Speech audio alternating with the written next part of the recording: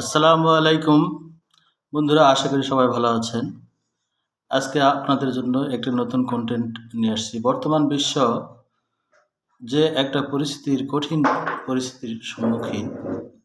তো এই পরিস্থিতিতে ইরান আমেরিকা যেভাবে ইরানের উপর আমেরিকা আগ্রাসন চালিয়ে যাচ্ছে, এই আগ্রাসন মূলত একটা ক্ষমতা দখলের আগ্রাসন, একটা দুর্বলের উপর সবলের আগ্রাসন।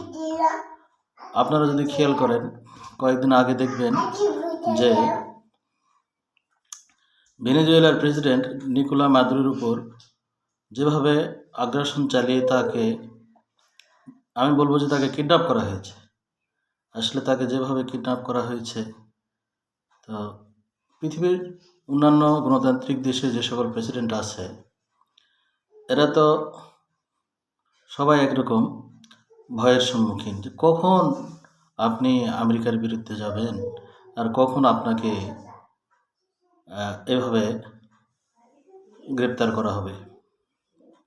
আপনি আমেরিকার কথা শুনবেন, তাহলে আপনি খুব ভালো, আর আপনি আমেরিকার কথা যদি না শুনেন, তাহলে আপনি খুব খারাপ।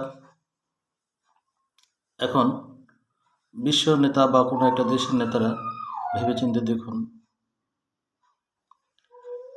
ভেনেজুয়েলা যদি আমেরিকার সাথে ডিল করে চলতো, আমেরিকাকে যদি তেল দিত, জ্বালানি দিত, সুবিধা দিত, তাহলে ঠিকই ভেনেজুয়েলার সাথে আমেরিকার বন্ধুত্বপূর্ণ সম্পর্ক থাকতো।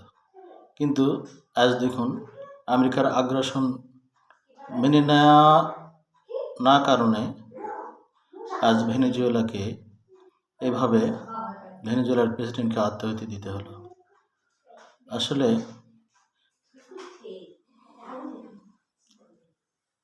ল্যাটিন আমেরিকার দেশগুলোতে দেশগুলো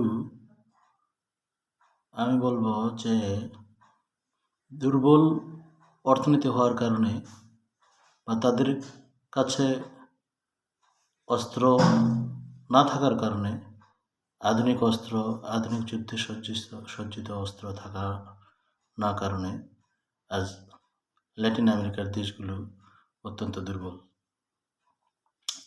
যদি আমেরিকার মতো এরকম জ্ঞানে বিজ্ঞানে উন্নত হতো, তাহলে আজ ভেনেজুয়েলাকে এরকম পরিস্থিতির শিকার হতে হতো না। আবার দেখুন,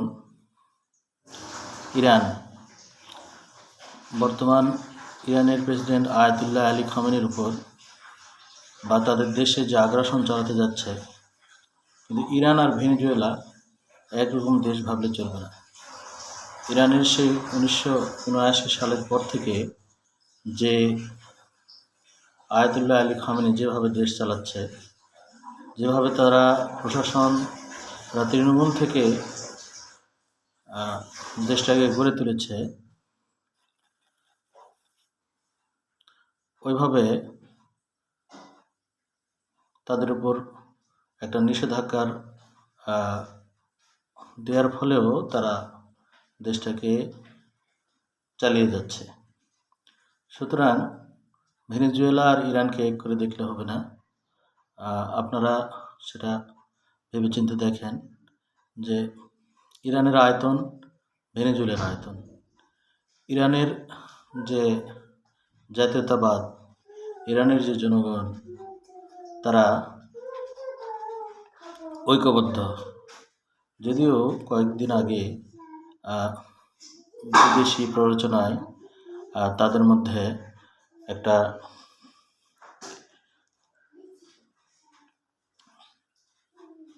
আন্দোলন শুরু হয়েছিল, আর আন্দোলন হওয়াটাও স্বাভাবিক। কি জন্যে?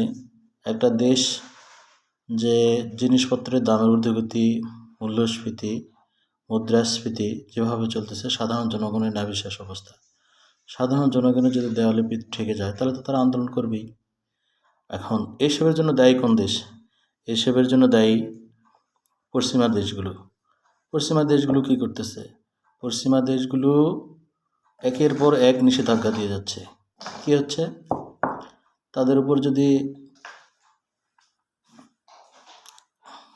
হামলার একটা নিষেধাজ্ঞা, তাদের সাথে যদি আপনি ব্যবসা বাণিজ্য করেন, দেখবেন যে আপনাকে শুল্ক দিতে হচ্ছে।